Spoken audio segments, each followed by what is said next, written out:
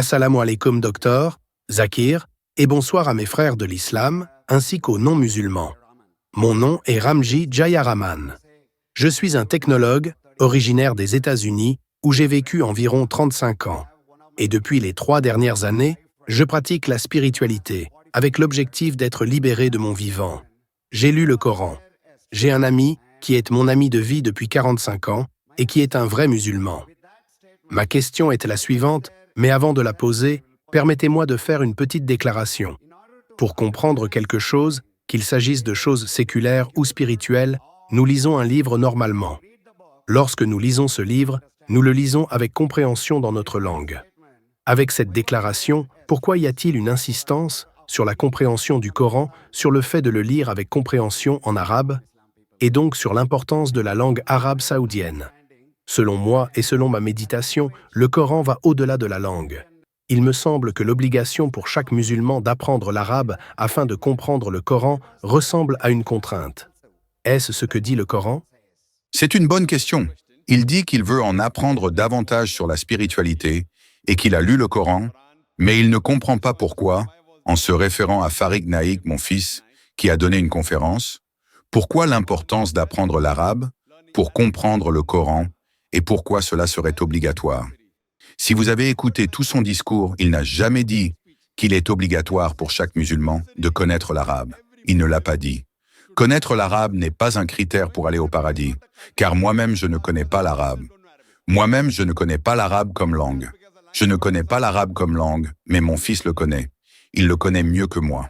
Il peut traduire le Coran directement, ce que je ne peux pas faire. Mais dans son discours, si vous l'avez écouté, il dit que si vous ne connaissez pas l'arabe, lisez au moins la traduction du Coran. Son insistance portait sur le fait que le Coran doit être lu avec compréhension. Et la question était, le Coran doit-il être lu avec compréhension, oui ou non? Et la réponse était oui. Il n'a pas dit qu'une personne devait connaître l'arabe. Ce qu'il a dit, c'est qu'il faut au moins comprendre le Coran. Mais la meilleure manière de comprendre le Coran est de connaître l'arabe comme langue. Chaque fois que vous traduisez un livre, même un livre ordinaire, la traduction ne peut jamais être parfaite à 100%.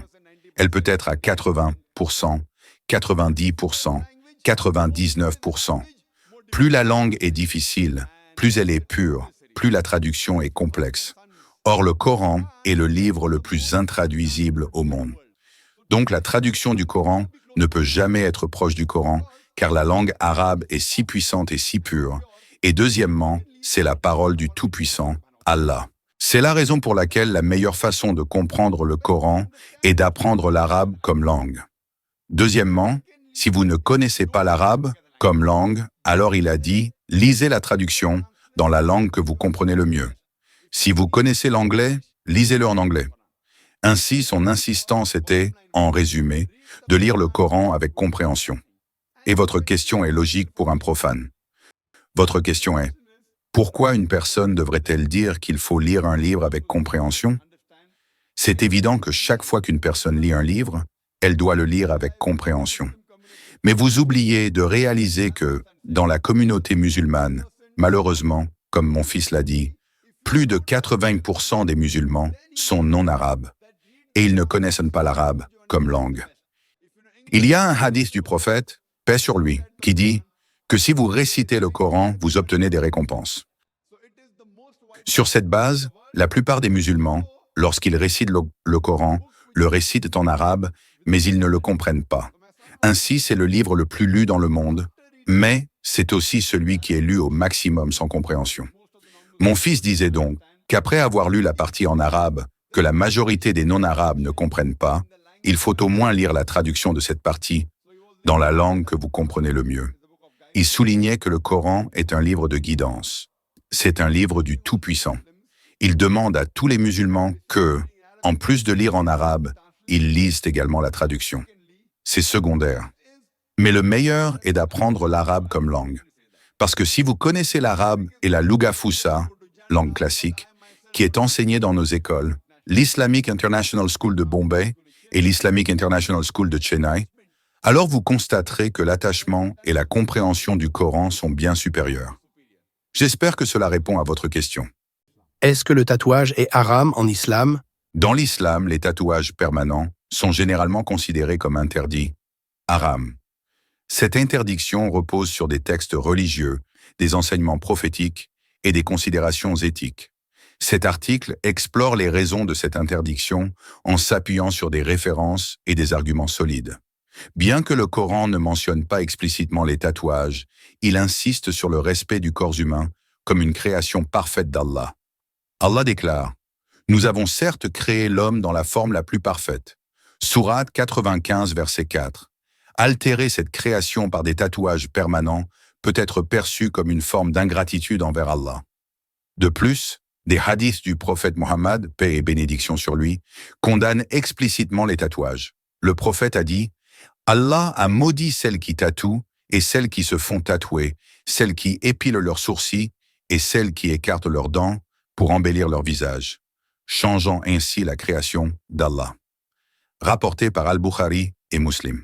Ce hadith montre que le tatouage est considéré comme une modification inutile et condamnable de la création divine.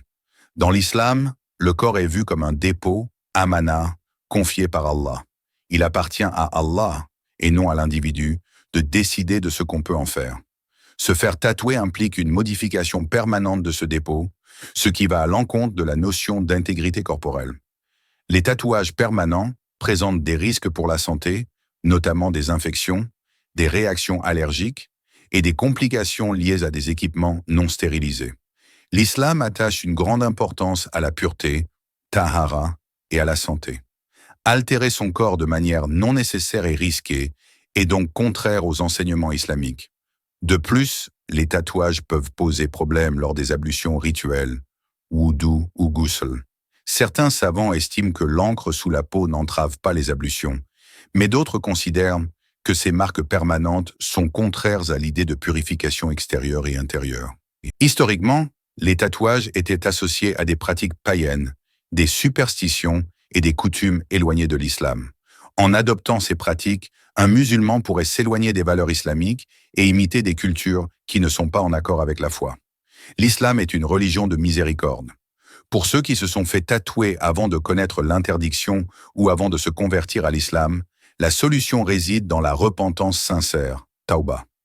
Allah est le plus miséricordieux et accepte les repentirs de ceux qui reviennent à lui avec un cœur sincère.